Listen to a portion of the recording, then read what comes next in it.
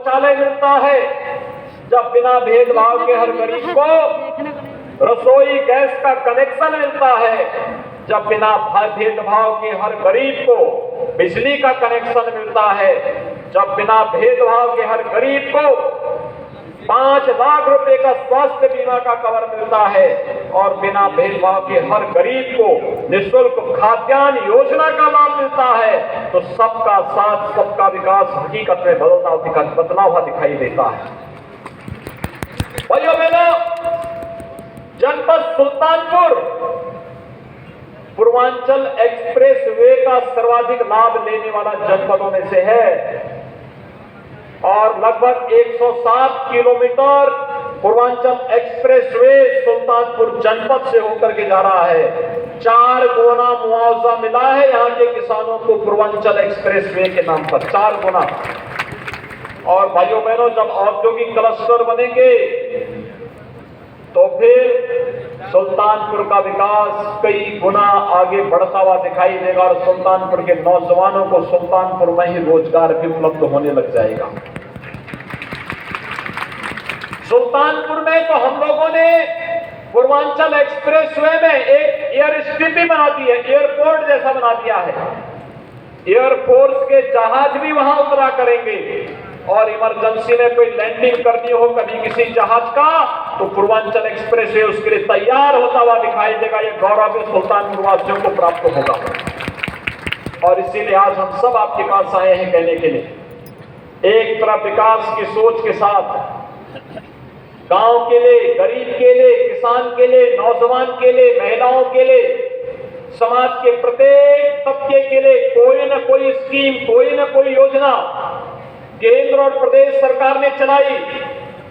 और दूसरी तरफ बड़े बड़े इंफ्रास्ट्रक्चर डेवलपमेंट के कार्य, कहीं हाईवे बन रहा है, कहीं रेलवे, कहीं मेट्रो, कहीं वाटरवे, कहीं एयरपोर्ट, कहीं मेडिकल कॉलेज, कहीं यूनिवर्सिटी, कहीं पॉलिटेक्निक, कहीं महाविद्यालय, कहीं इंटर कॉलेज, कहीं ITI, ये सभी का निर्माण हो रहा है।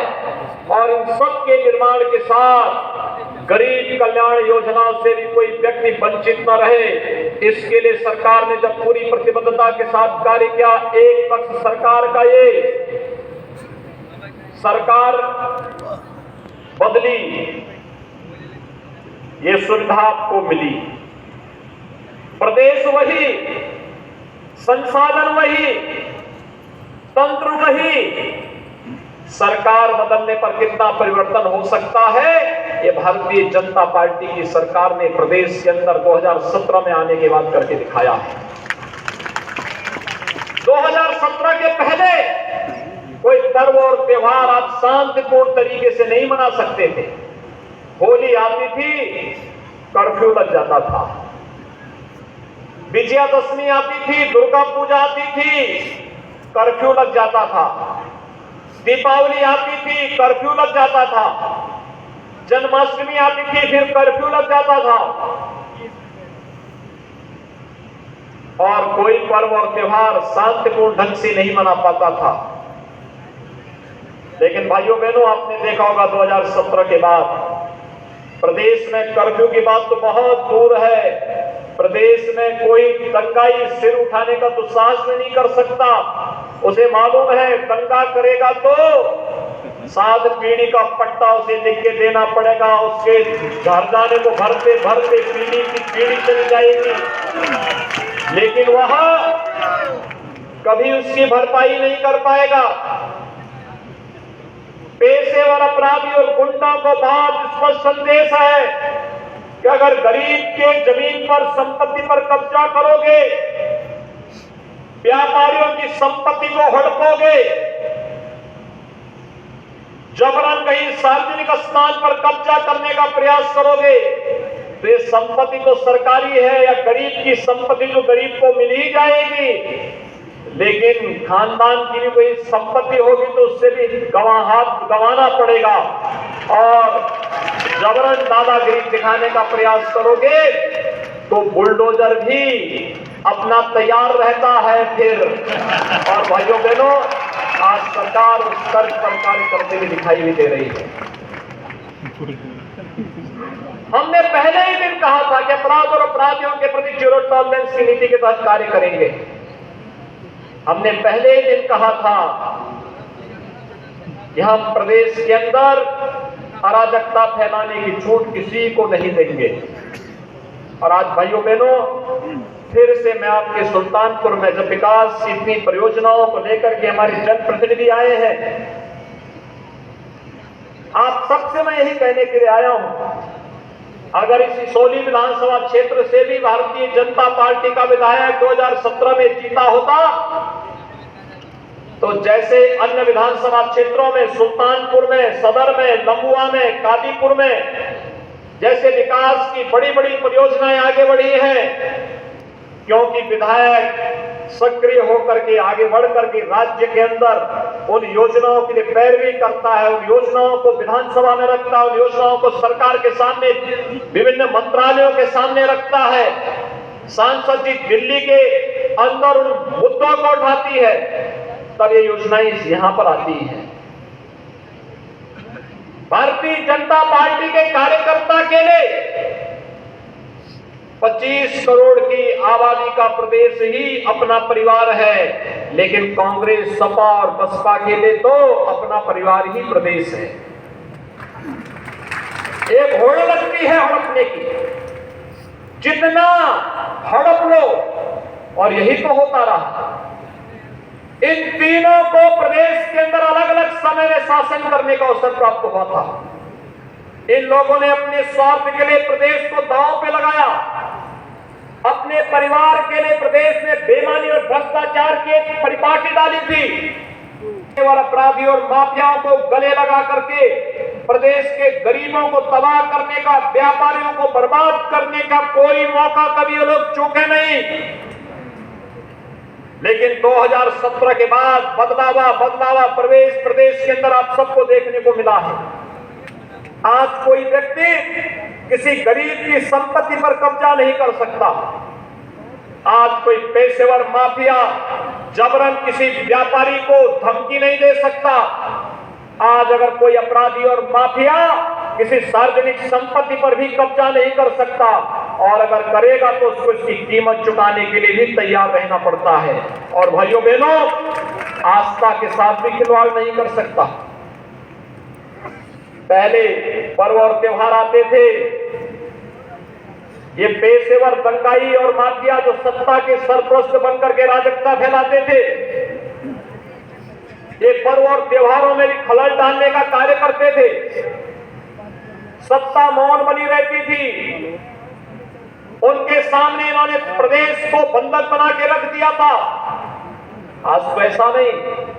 अभी हाल ही में आपने विजयादशमी का पर्व बहुत शांतिपूर्ण तरीके से संपन्न किया, जगह जगह रामलीलाएं हुई। आपकी आस्था के सामने तो कोरोना भी परास्त हो गया। जो कोरोना पूरी दुनिया को तबाह कर रहा था, जिस चीन से कोरोना आया था, उस चीन की स्थिति यह है कि वहां प्रतिदिन इस समय हजारों मरीज फिर से आ रहे हैं। लेकिन उत्तर प्रदेश में आज कुल 12 मामले आए हैं।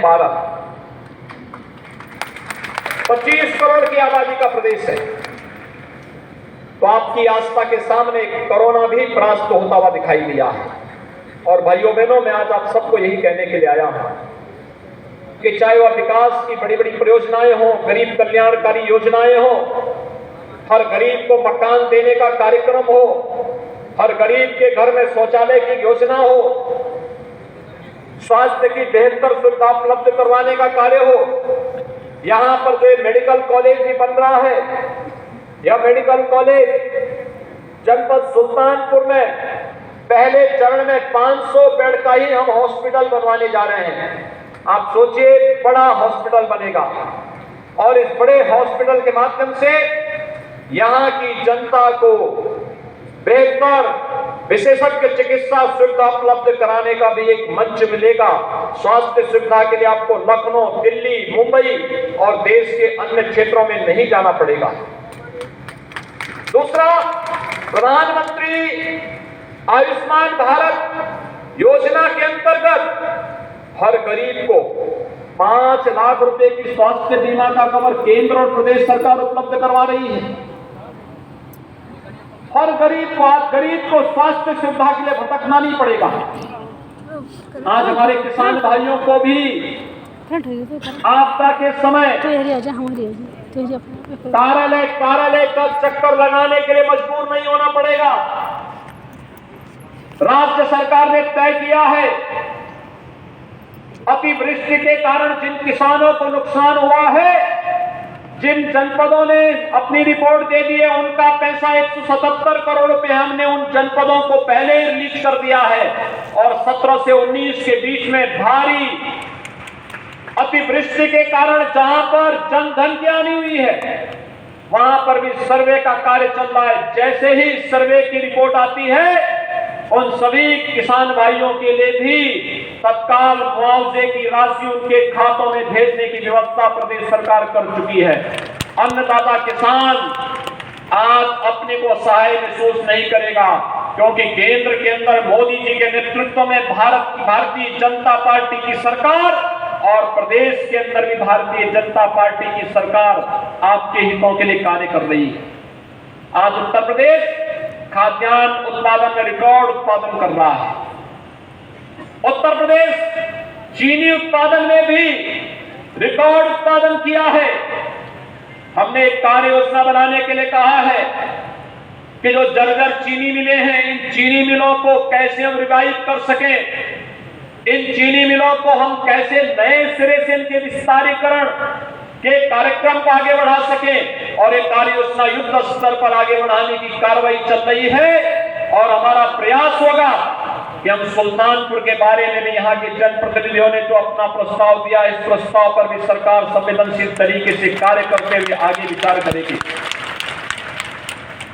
भाइयों बहनों, नौजवानों के हितों के लिए भी राज्य सरकार ने जो कार्य योजना बनाई है, 4.5 वर्ष में 4.5 लाख नौजवानों को सरकारी नौकरी दी। कानून व्यवस्था की बेहतर स्थिति के कारण निवेश की जिन संभावनाओं को प्रदेश के अंदर पैदा किया गया, 1 करोड़ 61 लाख नौजवानों को नौकरी और रोजगार की सुविधा उसके कारण प्राप्त हुई। और यही नहीं, स्थानीय स्तर पर परंपरागत उत्पाद और हस्तशिल्पियों को प्रोत्साहित करते हुए उन्हें बैंकों से जोड़ करके लोन मेला के माध्यम से उन्हें प्रोत्साहित करते हुए 60 लाख से अधिक ऐसे उद्यमियों और व्यापारियों को, नौजवानों को सतत रोजगार से जोड़ने का कार्य भी प्रदेश के अंदर किया गया। आज परिणाम सबके सामने है।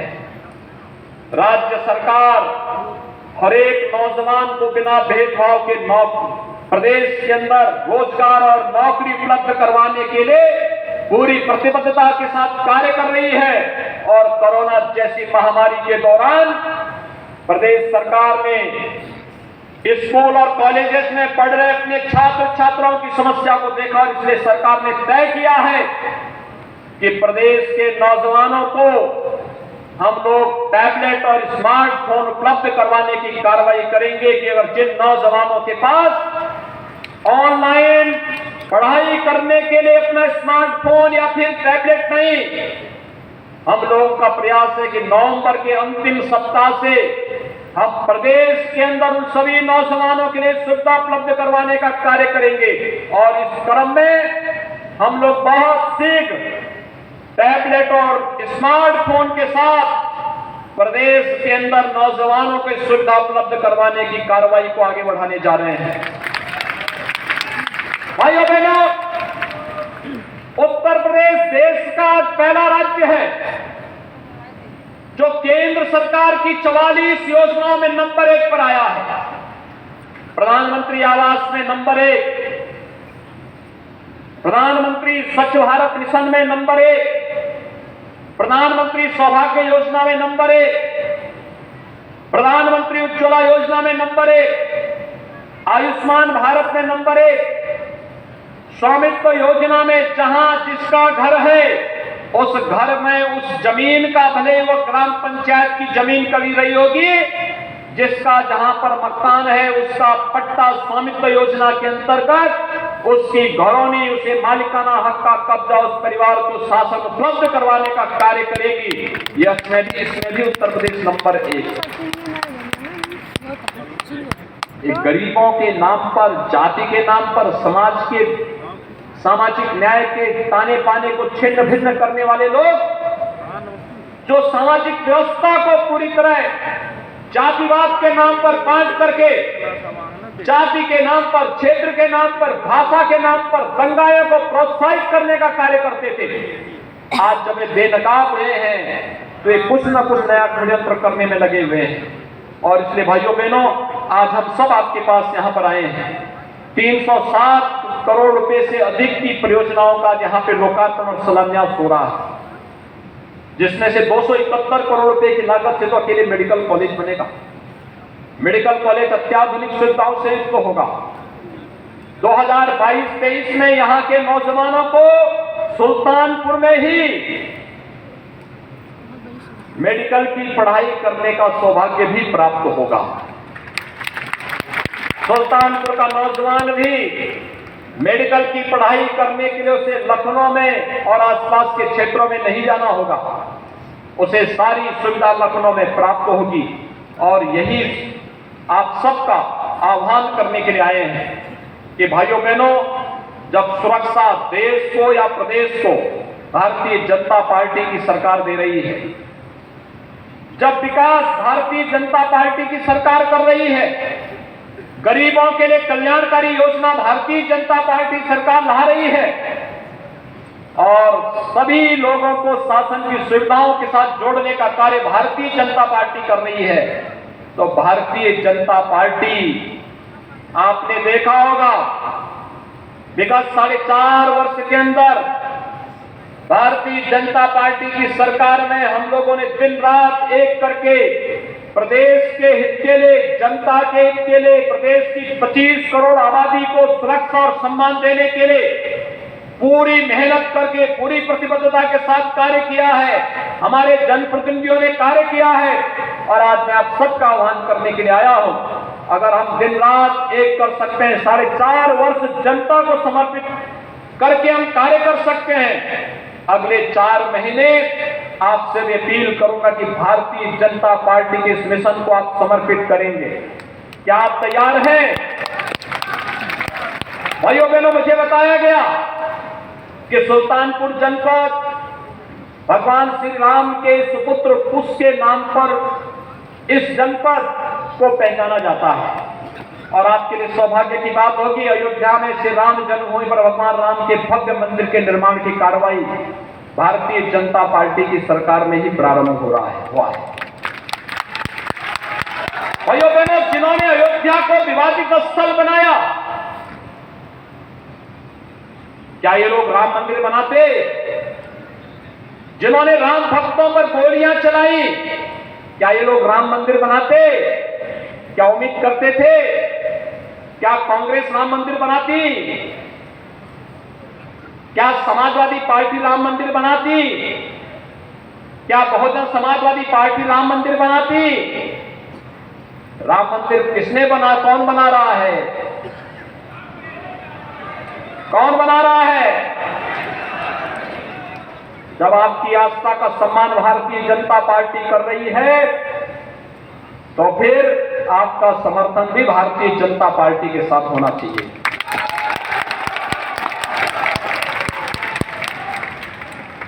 अयोध्या में राम जन्मभूमि पर भव्य मंदिर के निर्माण से आप खुश हैं? सभी लोग आगे पीछे, अगल बगल सभी लोग मेरे साथ दोनों हाथ उठा करके बोलेंगे, जय जय श्री राम, जय श्री राम, जय जय श्री राम।